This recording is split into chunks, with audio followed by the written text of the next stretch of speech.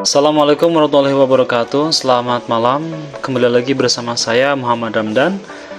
Pada kesempatan kali ini saya akan menjelaskan tentang bagaimana cara baca alat ukur osiloskop, yang mana saya menggunakan rangkaian penguat inverting amplifier.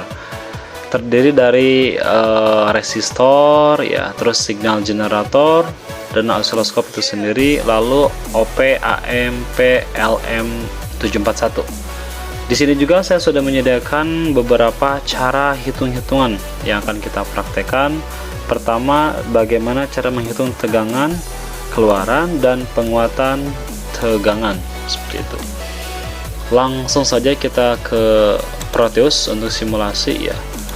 Nah, di sini juga saya sudah menyediakan, ya, menyediakan rangkaiannya, ya, terdiri dari baterai, generator, resistor sendiri, ya, osiloskop. Nah, untuk baterai saya menggunakan 12 volt, resistor in, ya. Jadi pada rangkaian ini resistor in atau hambatan pada input dipasangkan di negatif, ya, negatif ketemu positif, jadi kebalik.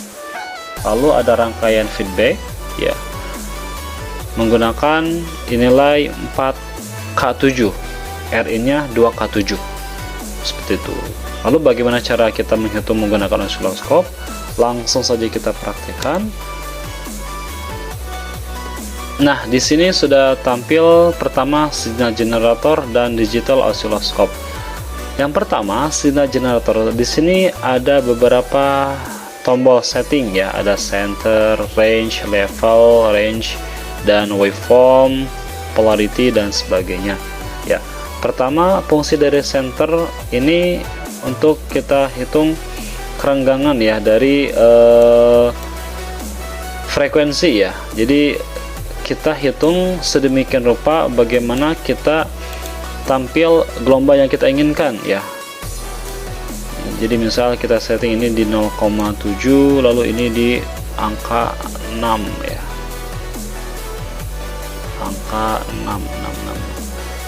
Jadi bagaimana caranya agar tampil gelombang yang memudahkan kita untuk berhitung, seperti itu, ya. Anggap saja ini 6, ya.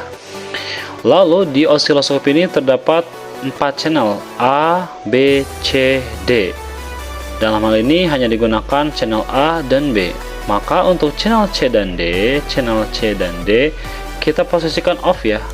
Karena kan kalau misalnya tidak diposisikan off akan tampil di layar osiloskopnya sehingga mengganggu ketika kita pembacaan, ya. Maka biar kita lebih fokus, posisikan off, ya.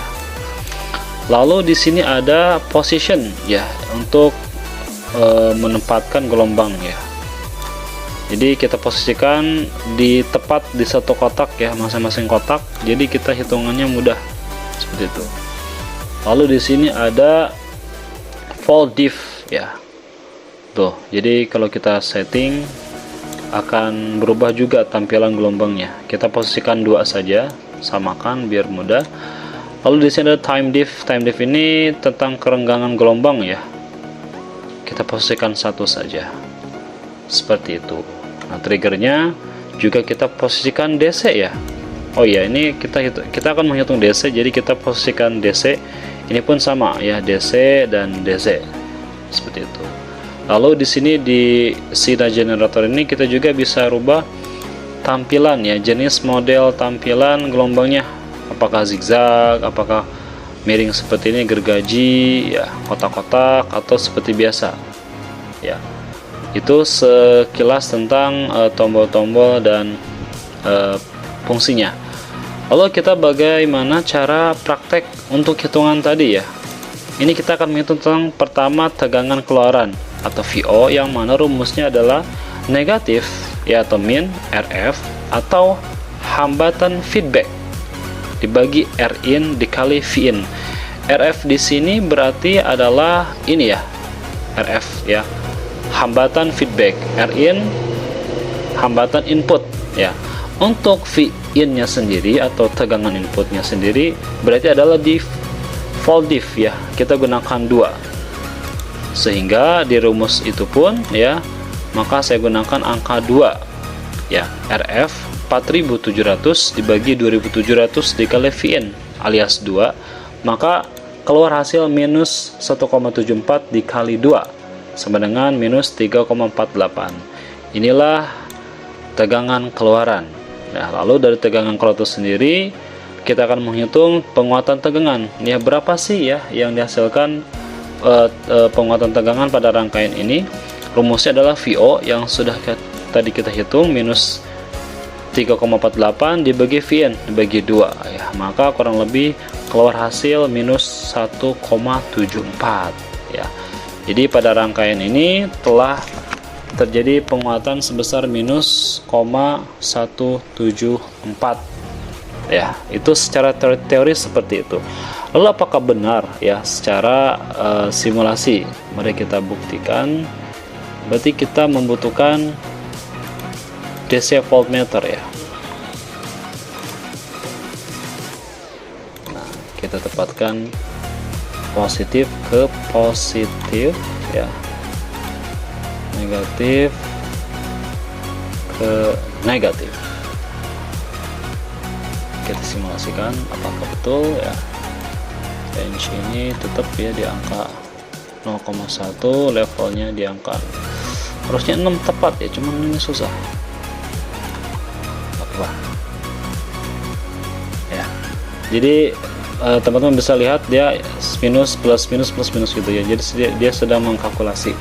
Kita hasil hitungan adalah minus 1,74 ya. Jadi ya sebetulnya kalau kita itu kan ya tidak jauh beda ya. Karena kan secara teori dan praktek itu terkadang tidak mulus ya, tidak tepat gitu kan, seperti itu. Jadi ini untuk hitung-hitungan tadi ya, untuk hitungan tadi di sini ada volt diff ya dikali jumlah kotak ya, maka keluar hasil 2 kali 1 sama dengan 2. Lalu ini 2 dikali jumlah kotak, ini kotaknya ada 2 ya, sehingga hasil keluar 4 ya. Jadi dari tampilannya pun output lebih besar dibanding input ya. Artinya ya terjadi penguatan tegangan seperti itu. Mungkin sekian dari saya. Terima kasih atas perhatiannya dan sampai jumpa.